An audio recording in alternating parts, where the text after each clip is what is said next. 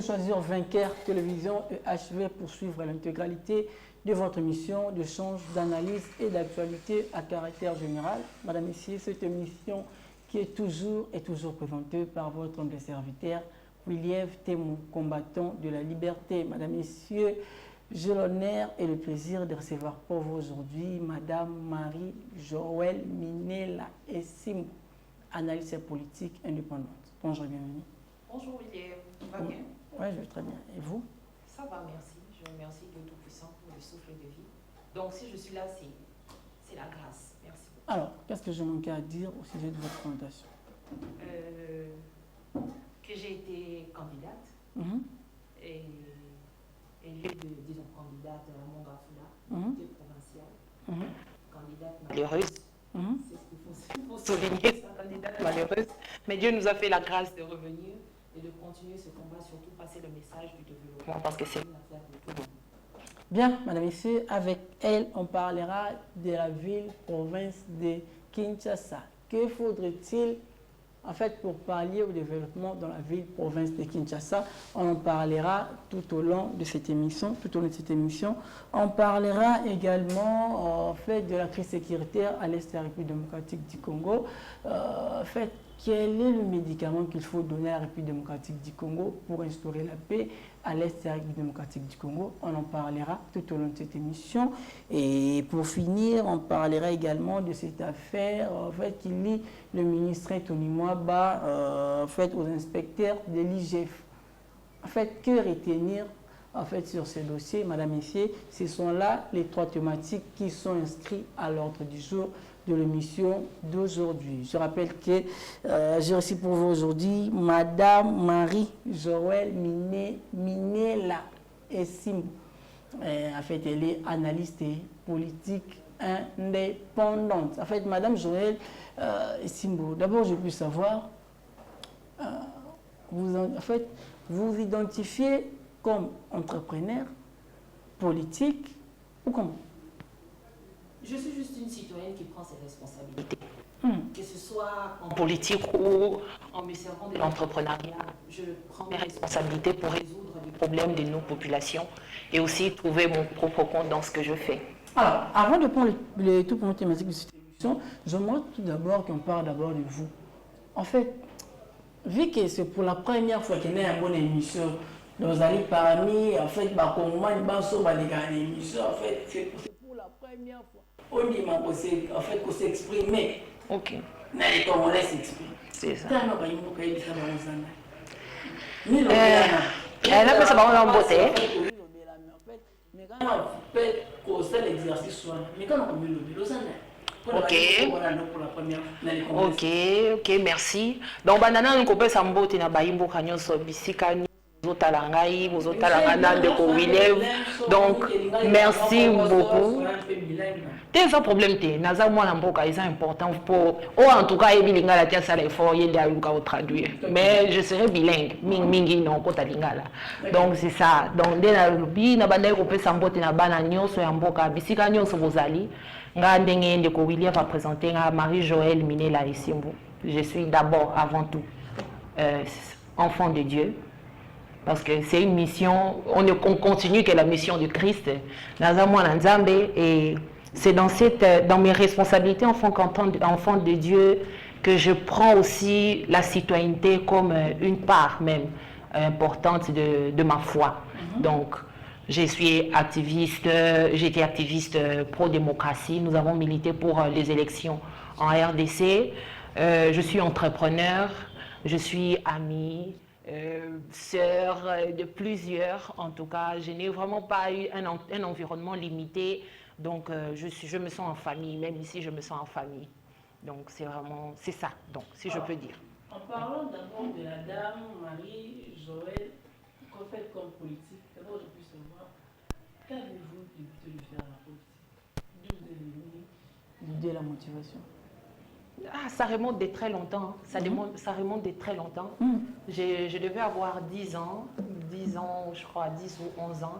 Je regardais à la télévision, il y avait une femme. D'abord, on parlait d'une femme à la télévision, Condoleezza Rice, qui voyageait de par le monde et tout ça en tant que secrétaire d'État des États-Unis. Et moi, je me disais que je voulais être aussi comme ça, faire quelque chose comme ça pour mon pays. Et plus tard, je crois que c'était en 2005, j'ai vu une femme brandir un drapeau orange et tout ça en Ukraine et qui revendiquait vraiment la liberté, la révision. Disons, à l'époque, je ne comprenais pas. Mais plus tard, je me suis rendu compte que c'était la révolution orange qui était menée en Ukraine où on demandait, disons, la révision, le recomptage des voix. On a repris les votes et tout ça, qui était d'abord au départ en faveur du président Viktor Porochenko, et que Viktor Yushchenko était en train de contester avec Yulia Tymoshenko à côté. C'est la femme d'ailleurs qui m'a inspirée de faire la même chose pour mon pays. Et c'est depuis cette année-là, je me suis donné vraiment à l'actualité, tout ce qui était accord de Lusaka et tout ça. J'étais enfant, mais écouter les grandes personnes en parler, ça m'a tiré, ça me touchait et je voulais vraiment moi aussi arriver à parler de la politique de mon pays comme ça, partout et tout ça. Et j'ai grandi comme ça. Et aujourd'hui, Dieu merci, Dieu m'a gardé par ses moyens, ses voies et moyens. Et me voici aujourd'hui sur le plateau pour partager cela avec nos frères congolais qui nous regardent. Comment dissociez-vous la phase pratique de la vie politique et aussi être activiste? En tout cas, l'activisme, ce n'est pas en dehors de la politique, parce qu'on peut être activiste citoyen comme activiste politique, c'est-à-dire tu es activiste citoyen, prendre le pouvoir, occuper des postes de responsabilité, des postes électifs ne t'intéresse pas, mais au moins tu revendiques pour l'intérêt général. C'est ce que nous avons fait en 2016, en 2017, en 2018 et tout ça. Mais maintenant, nous nous sommes rendus compte que nous étions limités, parce que nous revendiquions, oui, mais nous avons des propositions. Qui pour les exécuter, qui pour les mettre en action. Donc, au lieu de continuer à fustiger les non-faits, à fustiger les méfaits, autant mieux nous présenter comme alternative, comme solution aux problèmes qui gangrènent la population. C'est un peu ça. Donc, on peut être activiste citoyen ou politique, parce que même en politique, ceux qui s'appellent opposants, ce sont des activistes politiques. Et même quand tu es ministre, tu peux être activiste politique du moment où tu as un thème de combat. Si c'est dans l'environnement, dans la santé, tu as un plan, tu as une vision. C'est là, au fait, que tu es activiste politique. Donc, il n'y a pas d'âge, il n'y a pas de frein, il n'y a pas de critères pour se dire activiste ou pas et tout ça. Donc, nous sommes tous activistes. Qu'est-ce que ce combat vous a apporté comme gain? Qu'avez-vous en fait gagné de ce combat? D'abord, le goût de la liberté. Le goût de la liberté et l'insatisfaction. Parce que nous pensons que nous devons d'abord être avant tout passionnés ou obsédés des performances et des innovations. Et c'est ce qui nous nourrit tous les jours, c'est ce qui nous amène à nous cultiver, à chercher à apprendre, à chercher à voir qu'est-ce qu'on peut proposer de nouveau aux Congolais. C'est pour ça que nous sommes là. Et moi, je peux dire, c'est justement, c'est vrai que ce n'était pas facile au début, mais en tout cas, c'est ce goût de la liberté, cette soif de changement par l'innovation et surtout avoir les regards fixés vers les performances, les résultats, donc, c'est ça. Alors, parlons un peu de ça. D'abord, je veux savoir, à un moment, vous êtes dit, en fait, capable d'apporter, en fait, de porter la voix des habitants de la commune de Mongafula. D'abord, j'ai pu savoir d'où vous est venue d'abord la motivation et puis c'était pour quelle vision? Bon, comme je dis, je suis une passionnée, une obsédée des innovations et des performances. On peut dire que le peuple congolais, ou partout où ils sont, en tout cas, ce que j'ai vu avec la population de Mongafula, ce ne sont pas des gens faibles. Les Congolais, ce n'est pas ce qu'on veut nous faire voir sur le plan international. Les Congolais sont paresseux et tout ça. Non, nous avons un peuple travailleur. Donnons-leur juste les domaines où ils excellent le plus. Si c'est dans l'art, si c'est dans la culture, si c'est dans la musique et tout ça, nous allons exceller là et nous allons en faire un élément de puissance. Parce qu'aujourd'hui, le Nigeria, on peut dire le Nigeria, le pétrole et tout ça, mais ils sont riches aussi grâce au cinéma, grâce à la musique et tout ça. Donc, la musique, ce n'est pas une mauvaise chose. Et nous, à Mongafula, nous avons un potentiel. Nous avons, malheureusement, à Kinshasa, les populations sont inégalement réparties, ce qui fait que nous avons des communes où la population est forte, la démographie est forte, je voulais dire, et il y a des communes où la population est vraiment très réduite, comme à Mongafula. Nous avons beaucoup d'espace et qui sont inoccupés, et ce qui fait que nous avons d'espace, notre activité principale, c'est l'agriculture, mais nous n'avons pas de moyens, nous sommes sous-équipés pour nous permettre vraiment de vivre de ces activités-là et vraiment apporter un développement au niveau de la commune.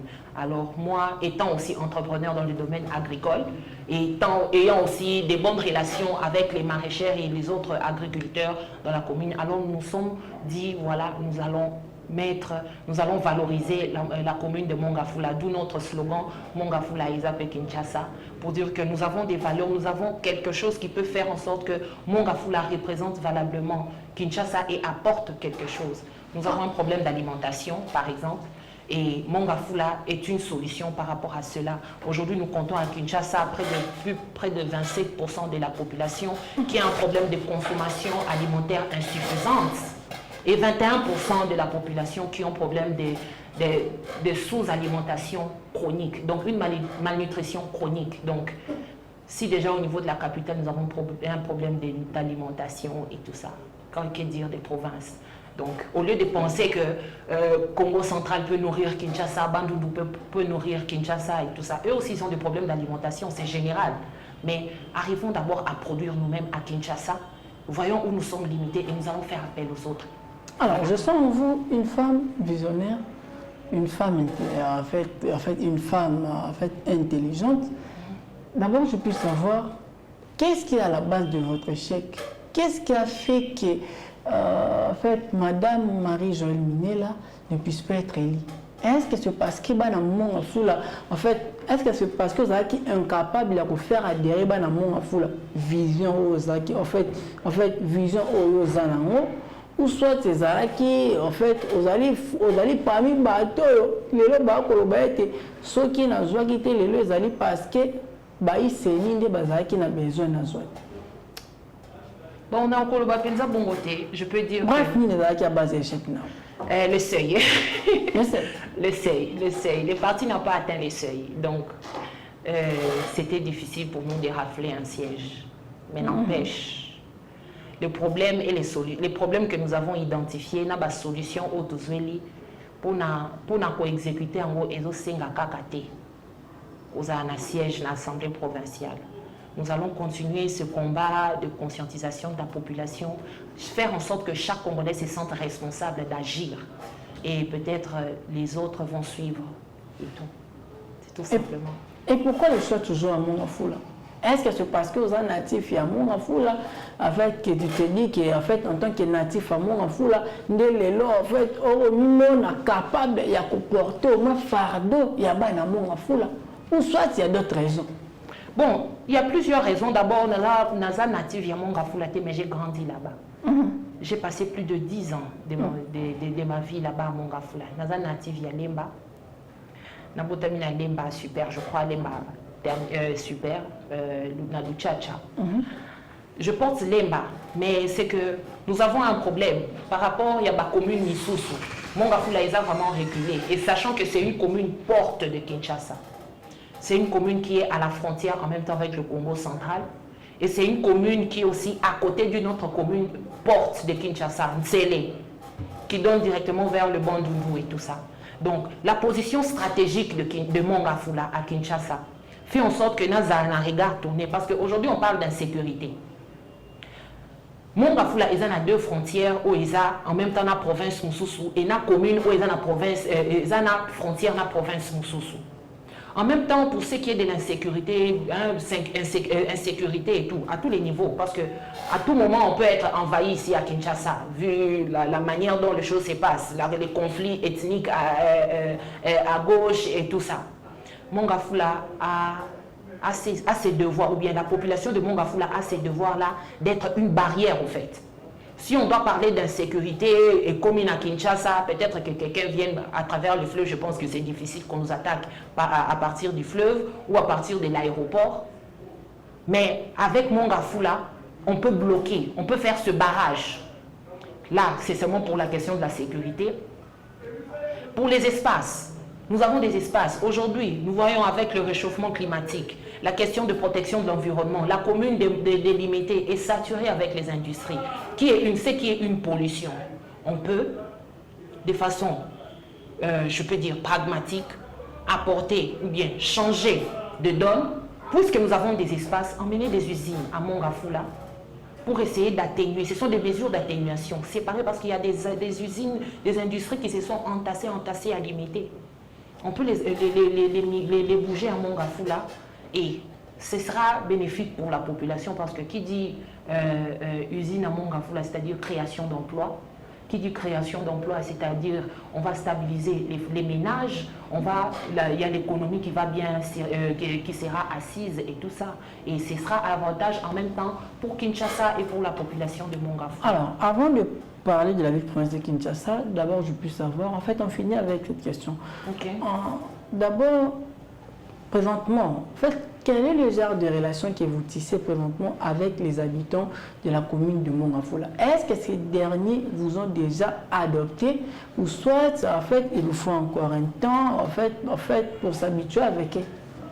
Ah non, vous savez, les biens, c'est que je m'appelle Marie-Joëlle et la population m'a surnommée Notre-Dame de Mongafula. C'est comme une église catholique. C'est comme une église catholique en référence avec Marie, la mère des dieux. Donc on m'appelle Maman Marie, Notre-Dame de Mongafula, comme la population m'appelle. C'est rigolo, ça me fait rire et ça me fait chaud au cœur en même temps. C'est-à-dire c'est une manière pour eux de se dire, voilà, ils sont attachés à moi. Et moi je sais que les actions que je mène, ça ne se limite pas qu'à Mongafula. Parce que j'ai vu même la population de Selemba ou d'Engalie, Mavère, Maloueka, se dire, voilà, ils veulent venir à Mongafula, tout ça, voter et tout ça.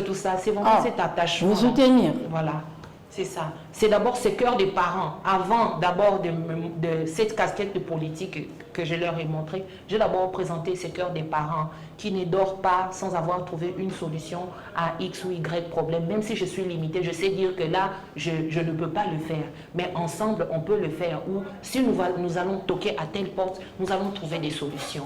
C'est vraiment ce qui fait que voilà, la population m'a adoptée et je les aime aussi. J'aime aussi la population. Alors, parlons directement de la ville province de Kinshasa. Oui. Jour pour jour, ça fait présentement, en fait, ça fait aujourd'hui 100 ans. En fait, nous fêtons le 100e anniversaire de la ville province de Kinshasa. 2024, 100e année. Oui. D'abord, je puis savoir, au regard de tous,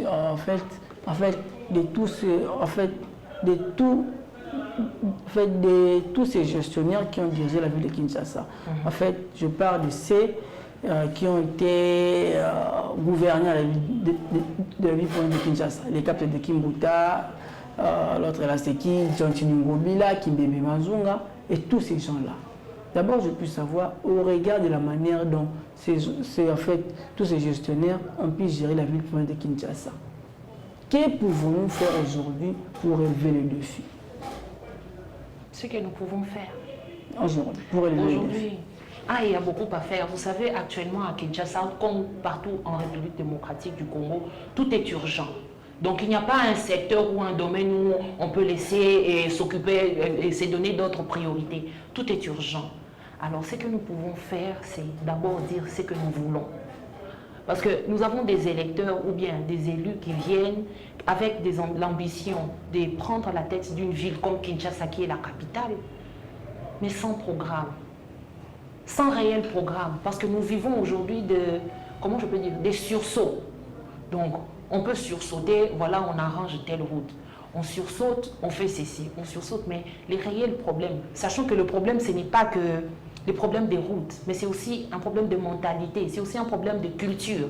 Quelle culture nous venons insérer, quelle culture nous venons donner? C'est bien, être gouverneur, chacun vient, il prend le pouvoir à la tête de la ville, peut-être pour assurer sa notoriété pour les prochaines élections et tout ça.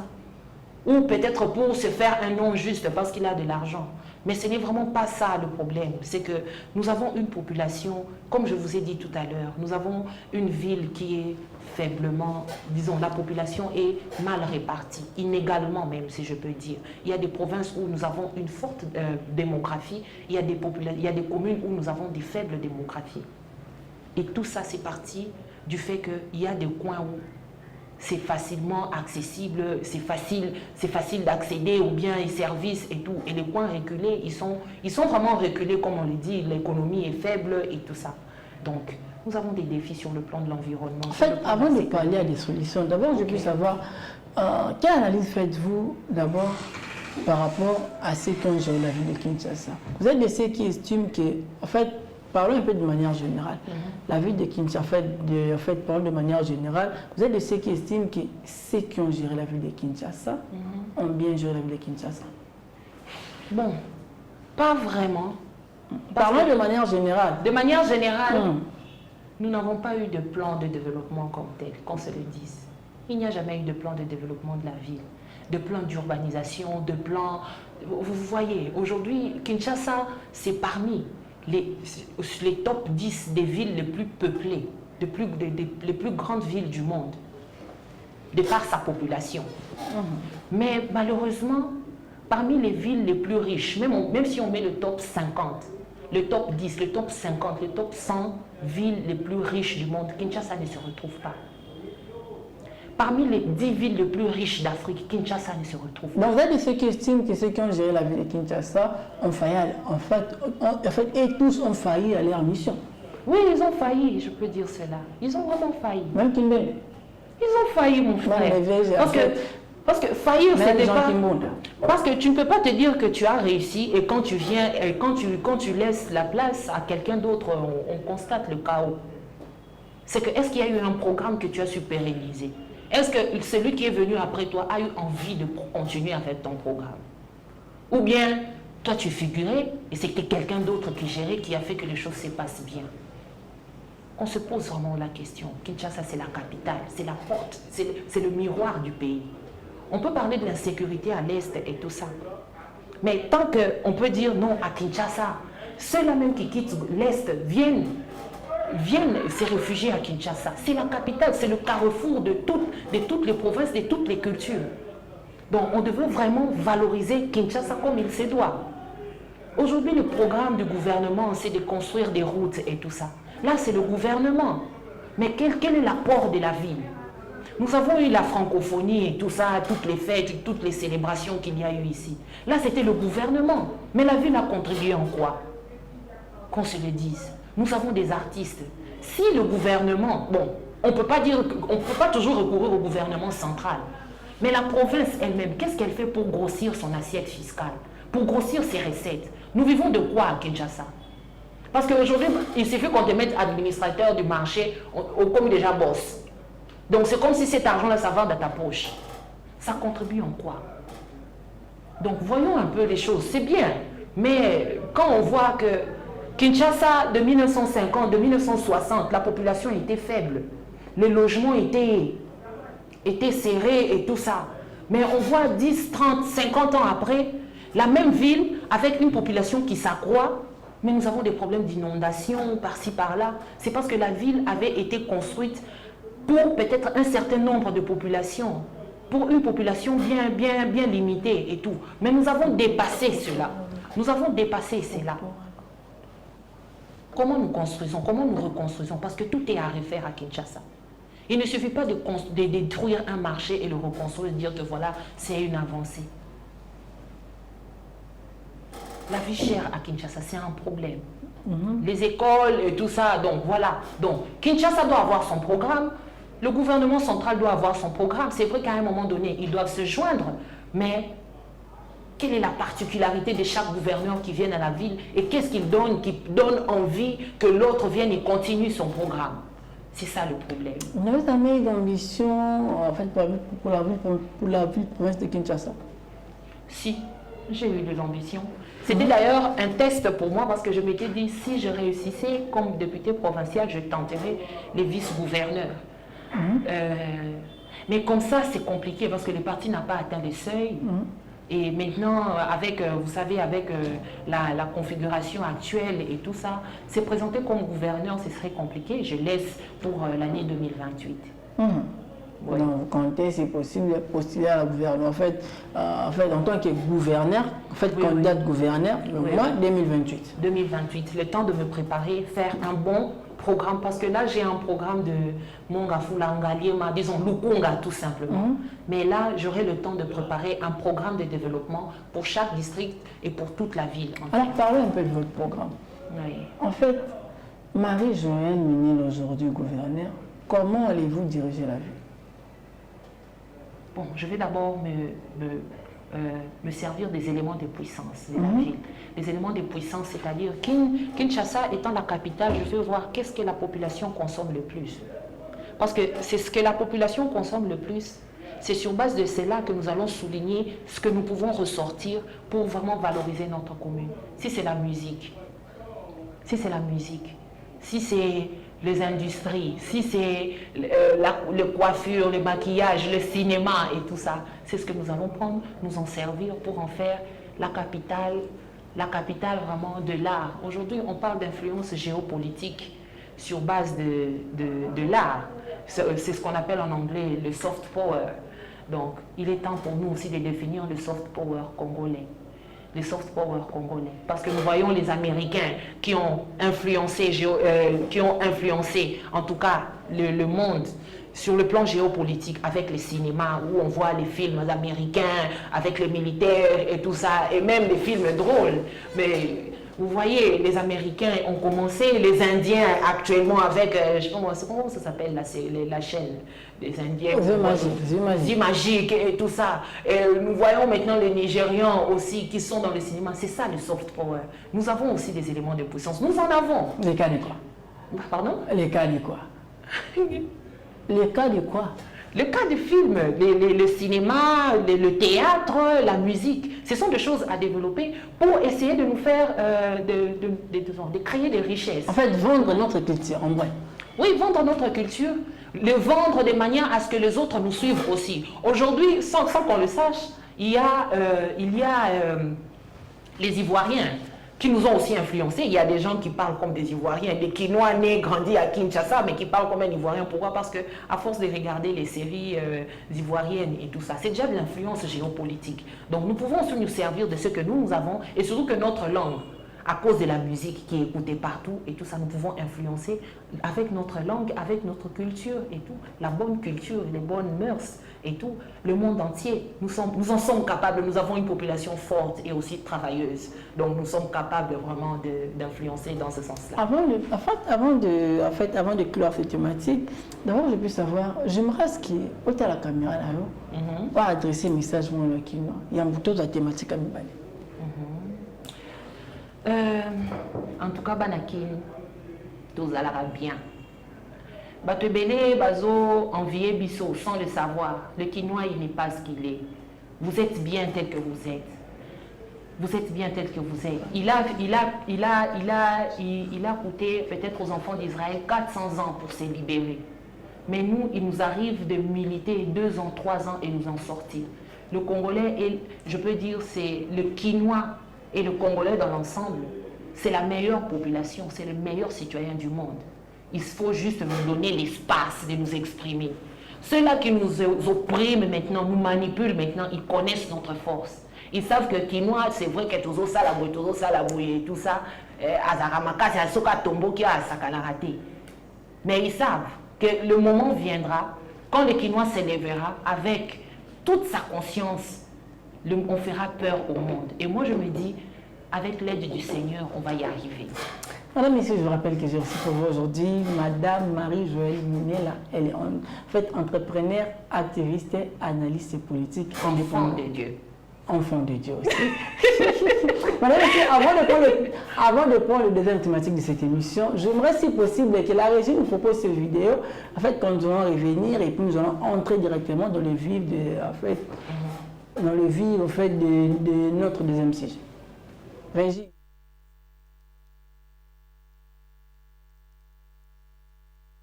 C'est tous ces effets personnels. Vous êtes tombé aussi en infraction et ça c'est du banditisme. Ça, moi je ne peux pas accepter. Quand vous arrivez, le ministère est géré par un responsable, vous présentez l'ordre de démission, on vous oriente, vous allez faire votre travail. Ici il n'y a pas de voleurs, messieurs. Que ce soit les enseignants fictifs, les écoles, tout est en ligne. Alors quand vous venez, sauf si vous avez une autre intention, et je suis informé, là on vous a utilisé, je vous dis mes chers frères, vous êtes en train d'exécuter une sale besogne. Mais ce que je n'ai pas apprécié, c'est ça. En tant que ministre, je suis au bureau, vous débarquez, vous commencez à saisir des choses, vous ravissez. Quel est le mandat du parquet qui vous permet de ravir à quelqu'un 1000 $? Est-ce que Jules Alinguet vous a demandé d'aller ravir un comptable 1000 $ à main? Si vous avez besoin d'argent, demandez. Les effets personnels, vous confisquez, vous demandez à un service. Alors, Marie-Joëlle Nila, en suivant ces vidéos, d'abord je puis savoir, que faites-vous comme analyse? Vous êtes de ceux qui estiment que, en fait, est-ce qu'on peut dire que le ministre Tony Mwaba est plus habitué aux baises? C'est un ministre qui commet plus, en fait, de comportements, en fait c'est un monsieur qui a plus de comportements déshonorables. Que faites-vous comme analyse en suivant ces vidéos? Ah, merci pour la question. Est-ce que le ministre pouvait vraiment se mettre dans tous ces états? Oui. Oui, mais il y a de quoi. Il y a de quoi. La procédure appliquée par l'inspection générale des finances n'était peut-être pas la bonne. Et ce qui donne raison à cette réaction. N'importe qui, soyons humains, n'importe qui. Mais en fait, s'il vous plaît, madame, est-ce qu'à son niveau, le monsieur peut se permettre vraiment de gronder le père des familles, en fait, le père des familles comme lui? Est-ce que le monsieur, en fait, responsable en fait, de ce ministère, peut se permettre de gronder le père des familles comme ça? Non, mais ils sont pères de famille chez eux à la maison. Là, ils étaient en train d'exécuter un travail, ils ne sont pas venus au nom de la famille. Parce que même ceux qui l'ont envoyé, ceux qui les ont envoyés, là, ce sont aussi des pères de famille, sachant qu'ils mettaient en danger les pères de famille. Vous voyez un peu. Ce qui est déplorable, c'est que l'inspection générale de finances, sous d'autres cieux, ça s'appelle la police fiscale. Donc, pour moi, c'est un peu comme un service de renseignement. Normalement, dans un pays sérieux, que ce soit l'inspection générale des finances, tout comme les services de renseignement, ils travaillent dans toute la discrétion. On ne doit pas passer, tu ne dois pas passer en route et dire, voilà, ça c'est le directeur ou bien l'administrateur général de l'ANER. On ne peut pas te connaître, ça ne se fait pas. On ne peut pas voir que non, là c'est l'inspecteur général des finances et tout ça. Ou ça, ce sont des inspecteurs qui ont débarqué et tout ça. Et tout. Il y a des façons de faire pour d'abord garder cette discrétion qui est importante pour le travail qu'ils sont en train de mener. C'est ce manque-là, c'est ce manquement-là qui a fait qu'ils soient aujourd'hui exposés. Maintenant, partout où on passera, on verra qu'il y a un inspecteur. Mais apparemment, il y a une plainte déposée contre en fait, le ministre. Pour? Vous dites? Pour? Non, en fait, ces inspecteurs ont saisi la justice. Oui, mais ils ont saisi la justice, mais ils n'étaient pas venus, ils avaient un mandat. Ils avaient un mandat. Qu'est-ce qui manquait de présenter au ministre? Ou bien de commencer d'abord par adresser la lettre? En fait, le problème pour moi, c'est la procédure. En fait. Est-ce que le ministre ou bien le ministère avait été informé à l'avance de la venue des inspecteurs pour les services de contrôle et tout ça? Sinon, pourquoi les gens débarquent à l'improviste et s'improvisent et vont déjà dans tel local, tel bureau et questionner? En fait, c'est ça. Apparemment, ils étaient informés. Non, mais qu'est-ce qui donne lieu à cette réaction? Vous n'êtes pas tenté de dire que, en fait, dans cette affaire, le cible est l'inspecteur général, chef de service, M. Joël Nguetti? La cible, non. Mais celui qui s'est fait plus visible dans cette affaire, c'est l'inspecteur général de finances. C'est ce que je dis. C'est ce que j'ai dit au début. Un métier comme celui-là exige de la discrétion. C'est comme l'administrateur général de l'ANER. Vous êtes parmi les personnes les plus crédibles du pays. Donc, à part le président de la République, on peut questionner, on peut poser des questions à l'administrateur général de service de renseignement sur des questions de sécurité. Il nous donnera des chiffres et tout ça. Tout comme l'inspecteur général des finances, on peut lui poser des questions sur ce qui est l'économie, les finances publiques et tout ça. Il sait nous donner. Alors, la moindre des choses, c'est de se faire discret. On n'a pas besoin de voir un inspecteur général des finances sur Twitter qui tweet, qui menace. Qui menace, tu passes tout le temps à la télé, que tout le monde connaît. C'est déjà dangereux pour ton c'est dangereux pour son travail. Là, vous vous attaquez. Non, je ne m'attaque pas. Non, là, vous mais je me dis, ça, si c'est une question d'ancienneté, si c'est une question d'ancienneté qui fait que, voilà, il maîtrise tout. Parce qu'on se dit, qu'on se le dise. L'IGF ou l'inspection générale des finances n'est pas là pour arrêter et tout ça. Ils sont là pour contrôler. vous contrôlez.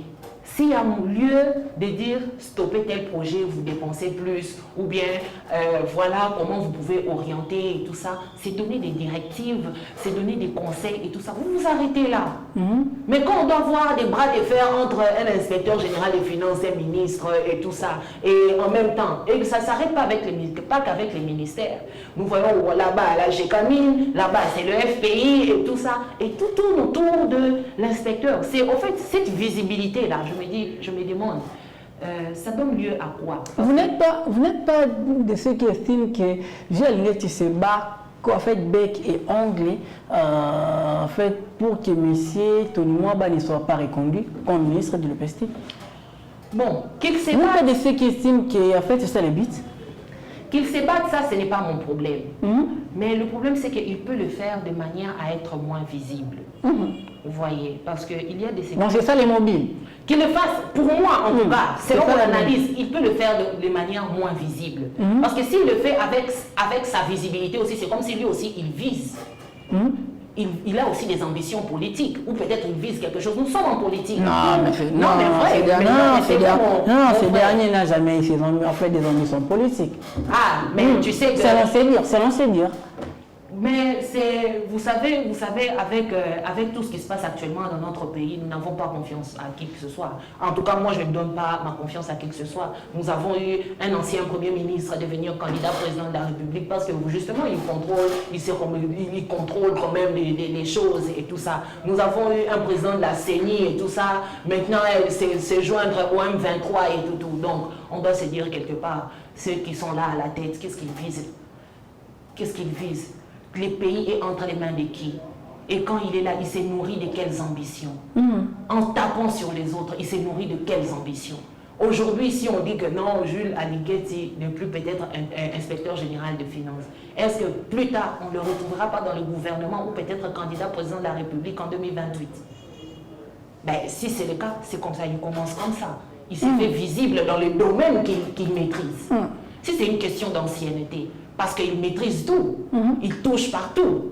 Si c'est une question d'ancienneté qui fait qu'il touche à tout le monde et tout ça, est-ce que ce n'est pas temps de repenser à ce renouvellement de la classe politique? Et pour finir, vous n'êtes pas de ceux qui estiment que Gilles Aligeti a trouvé comme cible le ministre Tony Mwaba. Parce que en fait, cette affaire date. Cette affaire date, mais vous savez qu'il y a du bois. Ce n'est pas la première fois. Ce n'est pas la première fois, comme je dis, tous ces spectacles. Qui a du boira. À la première action, il est venu s'excuser qu'il s'agissait d'un malentendu. On espère, puisque qui a bu boira, qu'il reviendra pour dire que c'est un malentendu. On espère en tout cas. Sinon, nous sommes au deuxième mandat du président de la République. Qu'on se le dise, la gratuité de l'enseignement était une très belle chose. Et c'est là même que repose le cœur du président. S'attaquer à la gratuité de l'enseignement, c'est être contre même le chef de l'État lui-même. Parce que nous avons vu les enfants de toute la République reprendre le chemin de l'école. Nous avons vu des écoles qui n'étaient même pas dans les conforts et tout ça, mais qui ont été réhabilitées et tout ça pour que les enfants étudient dans des bonnes conditions. Avec ces questions de décentralisation, des découpages des provinces, il y a des écoles qui se trouvaient maintenant dans d'autres provinces, un enfant qui quittait une province pour aller dans une autre province, mais nous avons pu construire, il a pu avoir des écoles partout et les enfants vont à l'école. Donc, je ne vois pas sur base, pourquoi? Sur base de ce qui n'a jamais existé, la gratuité de l'enseignement donc, qui n'a jamais existé, sur base de ce qui n'a jamais existé, quelqu'un, que ce soit l'IGF, s'est levé, c'est dire que non, les choses ne se passent pas bien. Ça n'a jamais existé avant. Si ça ne se passe pas bien et que tu veux que les choses se passent comme toi tu le veux, tu le compares à quoi? À quelle époque? Donc vous voyez, c'est comme s'il y a des intouchables au gouvernement et des personnes sur qui il peut taper et tout ça. L'inspection générale des finances n'est pas génératrice des recettes. Ce sont nos ministères de l'enseignement et tout ça, les finances, les hydrocarbures et tout ça. Ce sont ceux qui génèrent des recettes qui permettent d'ailleurs à l'inspection générale des finances de fonctionner. Pourquoi taper sur les PST? Nous avons un problème des blocs gaziers et tout ça, et des blocs pétroliers. Quelle diligence sur ça? Ou bien il ne veut pas trop entrer là-dedans? Je te parle. Il y a un problème, il y a eu le cas de Boukangalonzo. Pourquoi l'IGF n'a jamais réagi par rapport à ça? On comprend que vous défendez le ministre Toniwa. Non, en fait, je défendais son camp. Je ne défends pas son camp, mais je conteste la partialité dans laquelle juge l'inspection, dans laquelle fonctionne l'inspection générale des finances. Donc il a des gens à lui sur qui il peut taper et des gens qui ne peuvent pas taper. En fait, je l'ai annoncé au début de l'émission, mais malheureusement, faute des temps, bien que nous pourrons derrière les temps, il n'y aura pas moyen de le parler, en fait, de toucher ces questions en large. Si possible, comment réagissez-vous face à la crise sécuritaire à l'Est de la République démocratique du Congo en une minute. C'est une question de souveraineté. Aujourd'hui, plus que maintenant, nous avons besoin d'exprimer notre souveraineté. Nous ne perdrons rien. Nous ne perdrons rien. Si nous voyons des États comme le Mali, le Burkina, le Niger prendre le courage de sortir de la CEDEAO, ils vont fonctionner avec quelle monnaie? Est-ce qu'ils ont le temps de définir leur économie? Mais ils prennent le courage. Nous devons faire de même.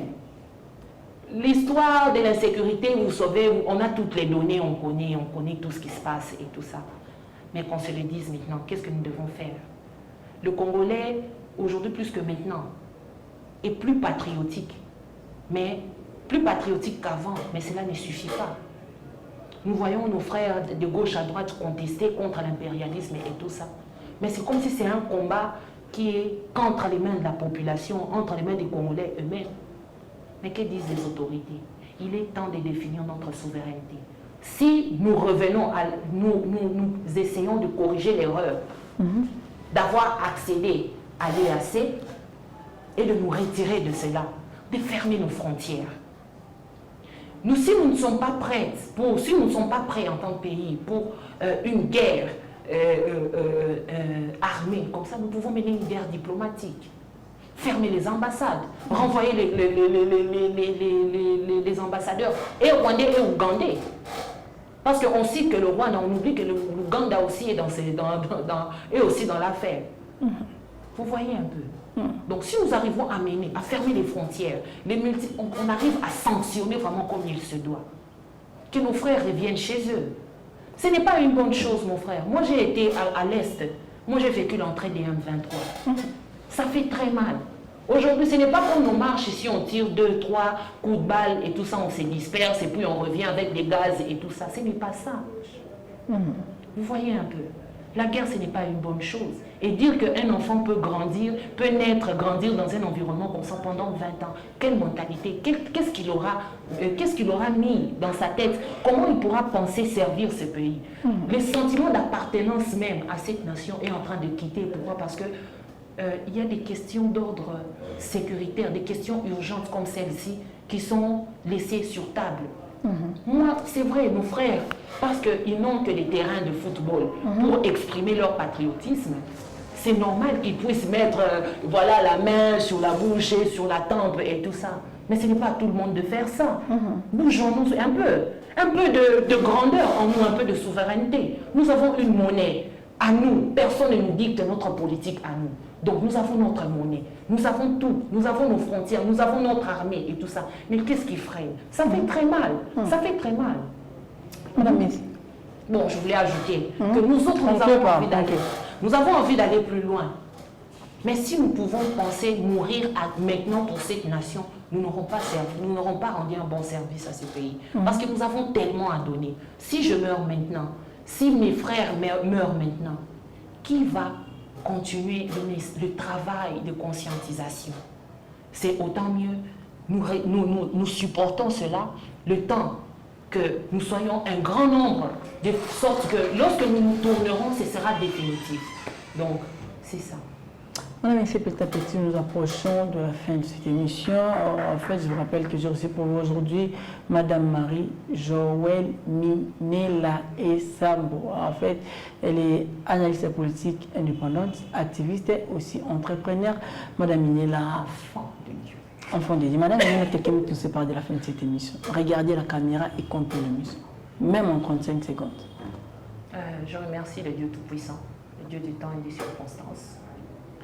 Dans la Bible, c'est écrit, dans Psaume 68, le verset 28, « ton Dieu ordonne que tu sois puissant. Si je peux dire quelque chose, c'est que je nous appelle à la puissance. La puissance, brièvement, c'est le travail sur le temps. C'est ça la formule physique de la puissance. Faisons un grand travail en si peu de temps. On nous respectera. Nous avons besoin de cette puissance. Nous avons besoin de force. Nous en avons, mais nous allons en ordre dispersé. Concentrons-nous sur ce qui est l'essentiel, la République. Donnons à la République nos meilleures années de vie et nous vivrons longtemps. Madame, c'est son fini pour aujourd'hui. Je vous donne rendez-vous prochainement pour un nouveau numéro de cette émission. En fait, le Congolais s'exprime. Je suis William Témou, combattant de la liberté. Je vous dis au revoir. On se retrouve prochainement avec le même plaisir. Bye.